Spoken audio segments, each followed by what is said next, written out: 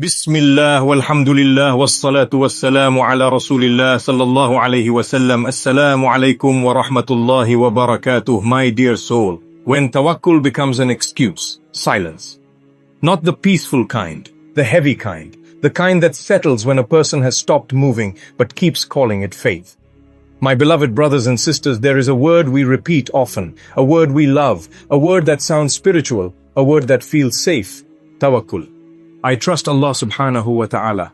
I leave it to Allah. Allah will take care of it. But tonight, let us ask a question that is uncomfortable, yet necessary. What if what we call tawakkul is not tawakkul at all? What if it is something else? Fear dressed as faith, laziness disguised as spirituality, escape hidden behind Allah's name? Because understand this clearly, not every still heart is trusting, not every silent hand is surrendered, and not every abandoned effort is faith. There is a difference between reliance and running away, and many hearts today are not relying on Allah subhanahu wa ta'ala. They are avoiding responsibility. Ibn al-Qayyim rahimahullah once narrated a story so simple, yet so exposing that it tears the mask off false tawakkul. There was a man who claimed, I am a man of tawakkul. I do not take means. If Allah wants to feed me, He will feed me. So he would travel through deserts, empty lands, burning heat with no food, no water, no provision. And he would say, I trust Allah. But listen carefully. Despite his bold claim, he could not fully abandon the means. He would carry a small container for water. Why? For purification, he said. He would carry a needle and thread. Why? In case my clothes tear, so my awra is not exposed. Pause here. Reflect. He claimed to abandon all means, yet he held on to the means he feared losing. He left drink, but he did not leave dignity. He did not leave comfort. He did not leave safety. So ask yourself honestly, did he truly abandon the means? No, because abandoning all means is not faith, it is illusion. And Allah subhanahu wa ta'ala never built this universe on illusion. Another story. A man lived in a ribat, a place where the poor stayed. Food would arrive daily. People of wealth would come and feed them. One day, this man said, I will practice tawakkul properly. So he locked his door. If Allah wants to feed me, He will feed me. The first day passed. The people came. The door was locked. They assumed no one was inside. He slept hungry. The second day passed. Again, hunger, pain, weakness. But he said, I am trusting Allah. By the third day, hunger crushed him. When he heard footsteps outside, something stirred in his heart. A thought, a hope, a movement. And the people noticed. They opened the door. They fed him. Later he was asked, what do you think now? And he said words that should echo in every heart. There must be something with tawakkul, even if it is only intention, even if it is only movement, even if it is only hope. Do you see it now? Even when he tried to abandon all effort, his heart could not, because Allah did not create tawakkul to paralyze you. My beloved brothers and sisters, this ummah today is suffering, not from lack of knowledge. Knowledge is everywhere. Books, lectures, videos, apps. But what we lack is honest manhood of faith, responsible hearts, balanced belief. There are two extremes, and both are wrong. One extreme is the heart that clings to causes and forgets Allah. The other extreme is the heart that claims Allah but abandons causes, and Islam rejects both. Allah subhanahu wa ta'ala created laws of the universe, and He created laws of the Sharia. You cannot break them. If tawakkul meant abandoning effort, then why did Prophet Muhammad sallallahu alaihi wasallam prepare for battles, wear armor, plan hijrah routes, tie camels, appoint guards? Was his tawakkul weak? No. His tawakkul was perfect because his effort was complete. True tawakkul is not sitting in darkness saying, Allah will guide me, while refusing to stand up and walk toward the light. True tawakkul is not praying for provision while closing the doors of work. True tawakkul is not making dua for strength while feeding weakness. Tawakkul is this. You do what you can, fully, sincerely, honestly, and then you hand over what you cannot control to Allah subhanahu wa ta'ala. And here is the painful truth. Many of us do not want tawakkul. We want comfort. We want Jannah without sacrifice. We want reward without responsibility. We want Allah's help without Allah's system. But Allah's help descends after movement, after intention, after effort. And until we fix our understanding, our dua will feel heavy, our hearts will feel confused, and our faith will feel stagnant. This is not the end. This is only the beginning. Because now we will confront the most dangerous lie of false tawakkul. If Allah wanted it, it would have happened. And we will uncover how shaitan uses this sentence to destroy ambition, responsibility, and faith. The lie that sounds like faith. My beloved brothers and sisters, there is a sentence that sounds harmless. It sounds calm. It sounds spiritual. But it has destroyed more lives than open sins ever did. The sentence is, if Allah wanted it, it would have happened. Say it slowly. Feel how comforting it sounds. And now feel how dangerous it is. Because this sentence, when misunderstood, becomes a pillow for laziness, a shield for fear, and an excuse for disobedience. Shaitan does not always come to you with alcohol, with zina, with open haram. No, Shaitan is far more intelligent than that. He comes to you wearing religion. He whispers, why are you stressing? If Allah subhanahu wa ta'ala wanted it, it would happen. So you stop trying, you stop striving, you stop moving, and then you call it tawakkul. But listen carefully, because this is where the deception is exposed. Allah subhanahu wa ta'ala tied results to effort. Not because He needs effort, but because you do. Allah subhanahu wa ta'ala could have created children without parents, food without farming, knowledge without study. But He didn't, because this world was never meant to be a place of passive waiting. It was meant to be a place of testing hearts. And here is the principle that shatters false tawakkul. Allah subhanahu wa ta'ala writes the outcome, but He commands the path. Outcome is qadr. Path is responsibility. And you will be questioned about the path, not the outcome. Think, if tawakkul meant abandoning effort, then why did Prophet Muhammad sallallahu alaihi wasallam spend nights planning hijrah? Why did he sallallahu alaihi wasallam choose routes, hide in the cave, appoint a guide, and prepare provision? Was his heart lacking trust? No. His heart was the most trusting heart ever created, but his hands were moving, because tawakkul lives in the heart and not in paralysis. False tawakkul says, I trust Allah, so I won't act. True tawakkul says, I trust Allah, so I will act, and I accept whatever He decrees. Do you see the difference? One runs away from responsibility, the other runs toward Allah subhanahu wa ta'ala through responsibility. My brothers and sisters, many people today are stuck, not because Allah subhanahu wa ta'ala abandoned them, but because they abandoned effort and blamed qadr. They say, it wasn't written for me. Allah didn't will it. This is my destiny. But they never ask, did I try? Did I prepare? Did I sacrifice? Did I exhaust the means Allah subhanahu wa ta'ala placed in my hands? Because qadr is not an excuse before action. Qadr is a comfort after action. This is critical. You do not use qadr to justify inaction. You use qadr to accept results after sincere effort. Even the farmer understands this. He does not sit in his house and say, if Allah subhanahu wa ta'ala wants crops, they will grow. No. He plows. He plants. He waters.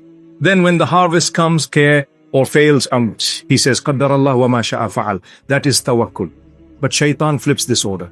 He tells you, say Qaddar Allah first, so you never have to try. And this lie destroys marriages, careers, dua, and even iman. Because over time, the heart becomes bitter. You start asking, why doesn't Allah answer me? But you never walk toward the door you were knocking on. My beloved brothers and sisters, understand this clearly. Allah subhanahu wa ta'ala does not reward intentions that never move. Yes, intention matters. But intention without action is only a wish. And wishes do not change destinies. Effort does. This is why our scholars said, At-tawakkul la yunafi al-akhdh bil-asbab.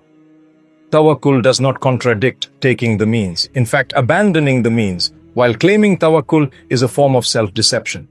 And deception in religion is more dangerous than ignorance, because ignorance can be taught. But deception resists truth. My brothers and sisters, this ummah does not need louder speeches. It needs honest faith. Faith that wakes up early. Faith that plans. Faith that works. Faith that tries again after failure. Faith that says, I will move, even if I'm afraid, because Allah subhanahu wa ta'ala sees my effort. And here is the promise. No sincere effort is wasted with Allah subhanahu wa ta'ala. Even if the result you wanted never comes, you will be rewarded for the struggle. But false tawakkul wastes both worlds. It loses the dunya and gains nothing in the akhirah. This is not a light matter. Because now we will answer the hardest question of all. If everything is written, then why do we feel regret? And how true tawakkul heals the heart instead of numbing it. Why your heart still hurts, even though you say, Qadr. My beloved brothers and sisters, there is a pain many believers carry in silence. A pain that does not come from sin, but from confusion. They say, I accept Qadr. Yet their heart still aches. Their chest still feels heavy. Their nights are still restless. And they wonder, if everything is written, why does it still hurt? This question is not weak human. This question is human. Because Allah subhanahu wa ta'ala created the heart to feel. And Islam was never meant to numb your heart. It was meant to heal it. Here is the truth few people explain. Pain does not mean you rejected Qadr. Pain means you cared. And caring is not a sin. Even Prophet Muhammad sallallahu alaihi wasallam felt grief. He cried. He missed. He longed. When his son Ibrahim passed away, tears flowed from his blessed eyes.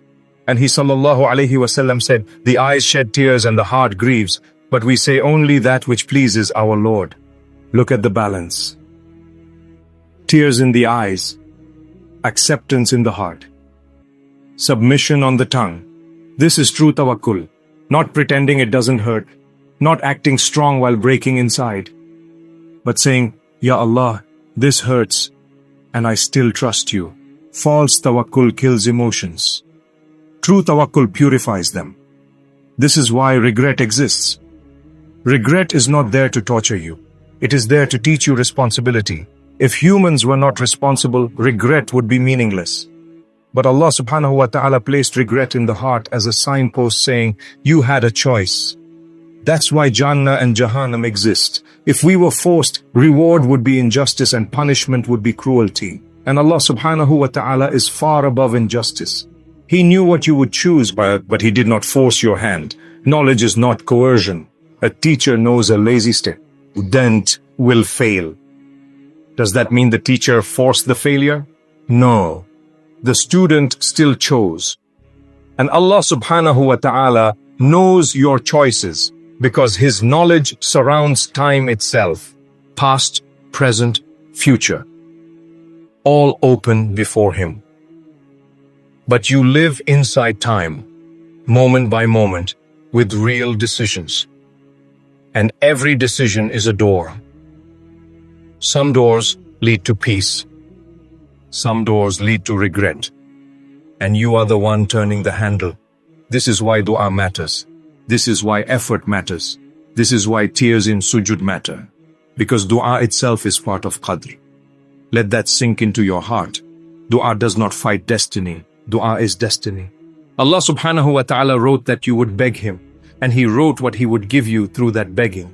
Some destinies are unlocked only by dua. Some doors open only after patience. Some relief comes only after surrender. And this is where hearts finally find peace. Not when they understand everything, but when they trust who is in control. My beloved brothers and sisters, true tawakkul does not ask, why me?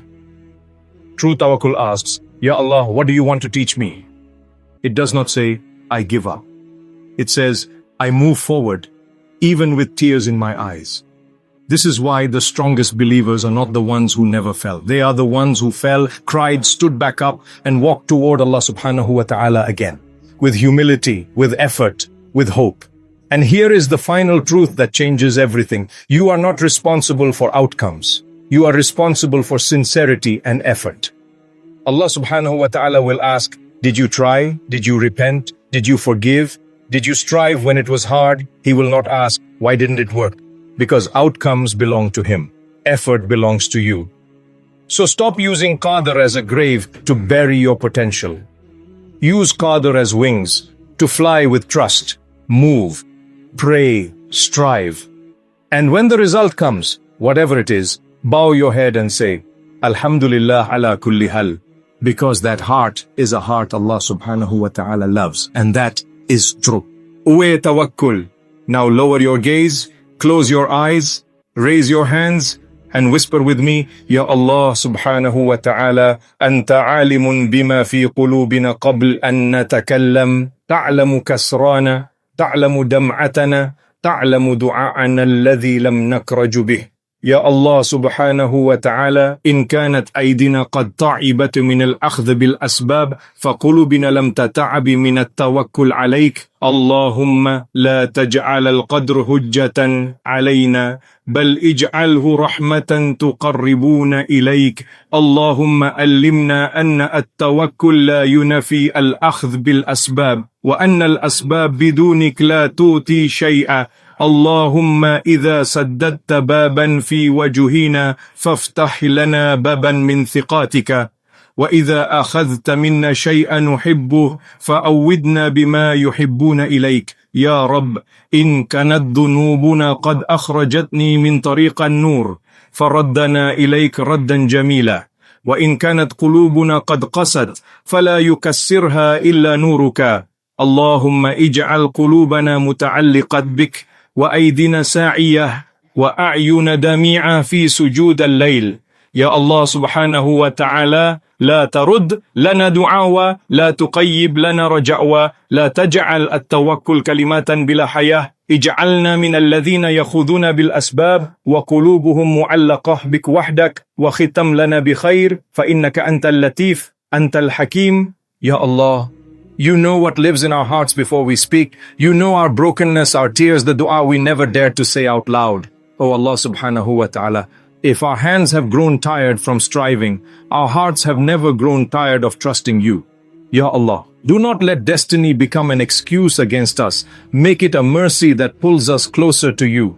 Teach us that true reliance does not cancel effort, and that effort, without you, brings nothing. Oh Allah, when you close one door before us, open another through trust in you. And when you take from us something we love, replace it with something that brings us nearer to you. Ya Allah, if our sins pushed us away from the path of light, bring us back with a beautiful return. If our hearts hardened, soften them with your light alone. Make our hearts attached to you, our hands striving and our eyes crying in the night prostrations. Oh Allah subhanahu wa ta'ala, do not reject our dua, do not disappoint our hope, and do not make tawakkul an empty word without life. Make us among those who strive sincerely, while their hearts remain fully tied to you alone, and grant us a beautiful ending, for you are the most gentle, you are the most wise. Amin, Ya Rabbal Alameen.